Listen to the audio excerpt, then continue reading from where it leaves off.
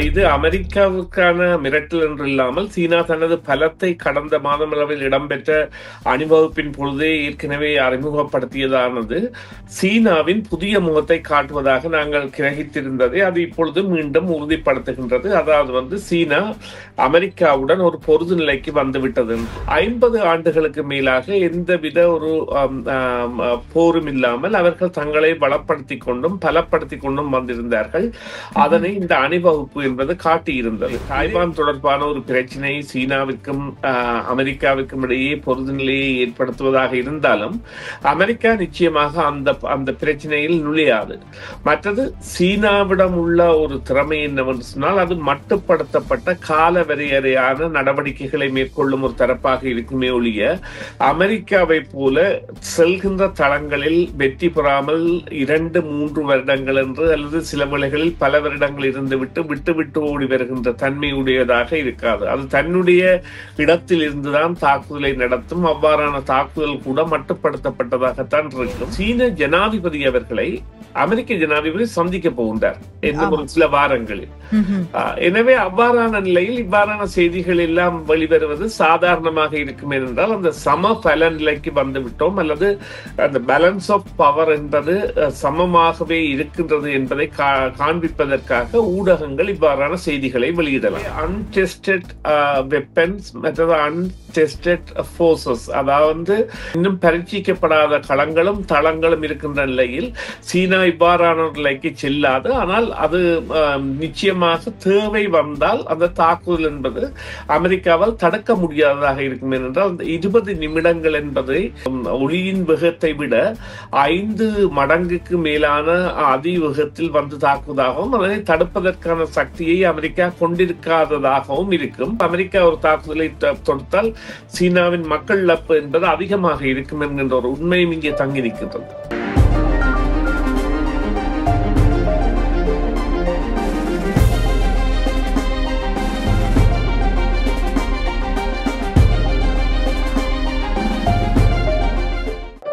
வணக்கம் நேயர்களே, மீண்டும் மற்றும் ஒரு செய்தியின் பின்னணி நிகழ்ச்சியில் உங்கள் அனைவரையும் சந்திப்பதில் மிக்க மகிழ்ச்சி அடைகின்றோம். இன்றைய தினம் பேச போன்றோம் என்னவென்றால், உலகின் எந்த மூலைக்கும் 20 நிமிடங்களில் தாக்குதலை மேற்கொள்ளக்கூடிய பாலிஸ்டிக் ஏவுகணையை ஏவும் திறன் தங்களிடம் இருப்பதாக சீனா அறிவித்திருக்கிறது. இது போருக்கான ஒரு உந்துதலாக இருக்குமா? பேச போன்றோம். தகவல்களை கேட்டறிவதற்காக சுரேஷ் சர்மாவை இணைத்துக் கொள்ள போன்றோம். வணக்கம் சுரேஷ் சர்மா. வணக்கம் சுதர்சினி. வணக்கம் நேயர்களே. ஆமாம், மீண்டும் வரவேற்கின்றோம் நிகழ்ச்சிகளுக்கு. ஆமாம், சீனா குறிப்பிட்டிருக்கின்றது தங்களிடம் எந்த மூளைக்கும் தாக்குதலை 20 நிமிடத்தில் தாக்கக்கூடிய ஒரு ஏவுகணை இருக்கின்றது. அது பாலிஸ்டிக் ஏவுகணை அப்படி சொல்லி இருக்கின்றது. இது ஒரு அமெரிக்காவுக்கு விடுக்கின்ற ஒரு மிரட்டலாக கருத முடியுமா? அவ்வாறு பார்க்கின்றீர்கள் இதை?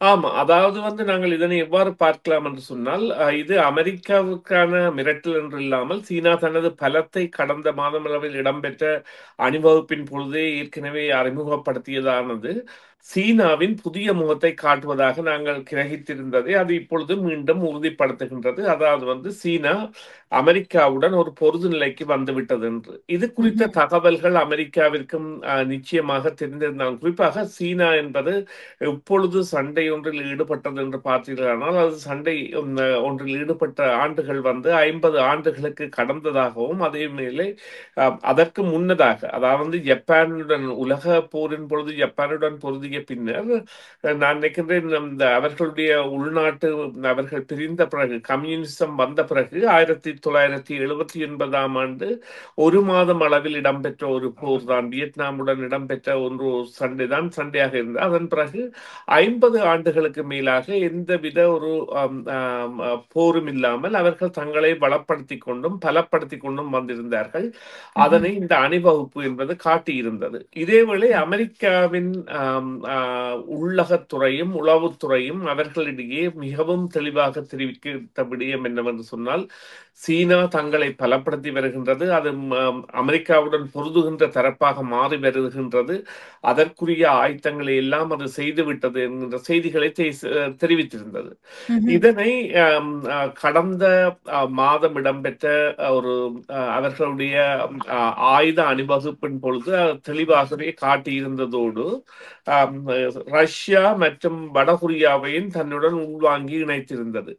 இருந்த பொழுதிலும் இவ்வாறான சண்டைகளுக்கான சாத்தியக்கூறு இருக்கின்றதா என்றால் இல்லை. தாய்வான் தொடர்பான ஒரு பிரச்சனை சீனாவிற்கும் அமெரிக்காவிற்கும் இடையே பொருது நிலையை ஏற்படுத்துவதாக இருந்தாலும் அமெரிக்கா நிச்சயமாக அந்த பிரச்சனையில் நுழையாது. மற்றது சீனாவிடம் உள்ள ஒரு திறமை என்னவென்று சொன்னால் அது மட்டுப்படுத்தப்பட்ட கால வரையறையான நடவடிக்கைகளை மேற்கொள்ளும் ஒரு தரப்பாக இருக்குமே ஒழிய அமெரிக்காவை போல செல்கின்ற தளங்களில் வெற்றி பெறாமல் 2-3 வருடங்கள் என்று அல்லது சில வேளைகளில் பல வருடங்கள் இருந்து விட்டு ஓடி வருகின்ற தன்மையுடையதாக இருக்காது. அது தன்னுடைய இடத்தில் இருந்துதான் தாக்குதலை நடத்தும். அவ்வாறான தாக்குதல் கூட மட்டுப்படுத்தப்பட்டதாகத்தான் இருக்கும். அதற்குரிய ஒரு அறிவிப்பாக பார்க்கலாம் என்றால் இப்பொழுது பார்த்தீர்களானால் சீன ஜனாதிபதி அவர்களை அமெரிக்க ஜனாதிபதி சந்திக்க போகின்றார் இன்னும் ஒரு சில வாரங்களில்.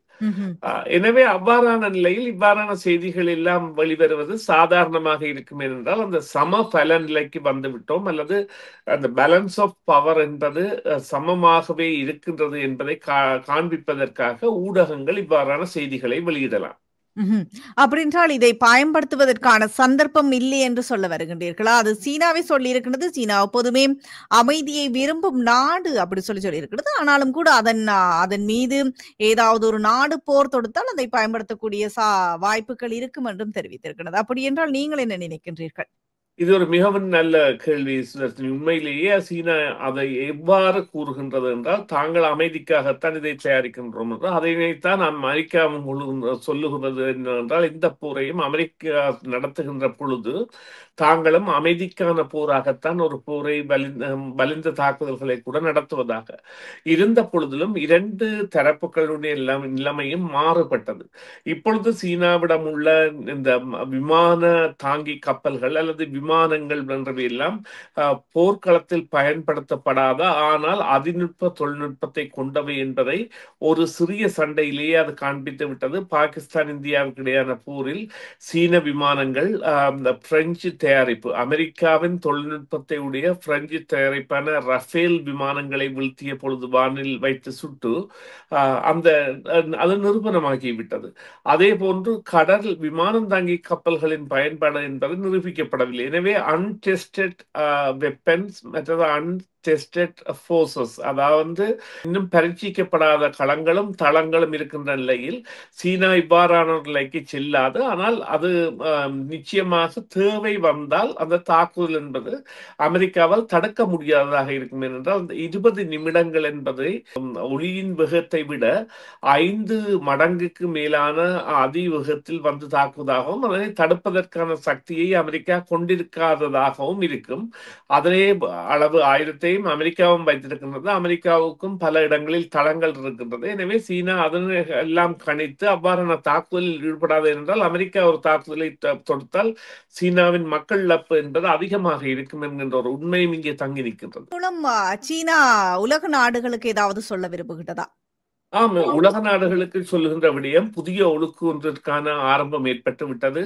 அதன் தலைமை மாற்றங்களும் ஏற்பட்டு விட்டன. பழைய உலக ஒழுக்கு அல்லது 2ஆம் உலக யுத்தத்தின் பின் நாடுகளை அமெரிக்கா கட்டி வைத்து பாதுகாத்த அல்லது மிரட்டியது போன்ற தன்மை இனிவரும் காலங்களில் இடம்பெறுவது கடினம். குறிப்பாக சீனா, ரஷ்யா, வடகொரியா, ஈரான் போன்ற தரப்புகளை மீண்டும் சில வேளைகளில் ஈரானை அது தவிர்க்கலாம்.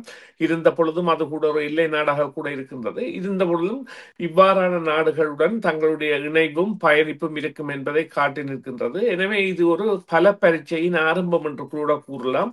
ஆனால் அது இந்த பொருளாதார பல பரீட்சையாக அல்லது ஒரு ராஜதந்திர பல பரீட்சையாக நாங்கள் எடுத்து பார்க்கலாம்.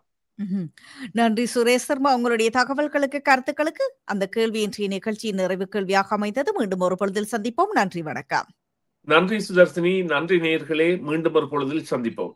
சிஎம்ஆர் யூடியூப் சேனலில் இணைந்திருக்கும் நேயர்கள் அனைவருக்கும் எமது நன்றி. காமெண்ட்ஸ் பகுதியில் உங்கள் கருத்துக்களை தெரிவிக்க தவறாதீர்கள். முக்கிய செய்திகள், காணொளி தொகுப்புகள், நேர்காணல் என பலதரப்பட்ட அம்சங்களையும் உங்களுக்காக தருகின்றது சிஎம்ஆர் யூடியூப் சேனல். சிஎம்ஆர் என்று சர்ச் செய்து எமது யூடியூப் சேனலை சப்ஸ்கிரைப் பண்ணுங்கள். உங்கள் உற்றார் உறவினர் நண்பர்களோடும் இந்த காணொளி தொகுப்புகளை பகிர்ந்து கொள்ளுங்கள்.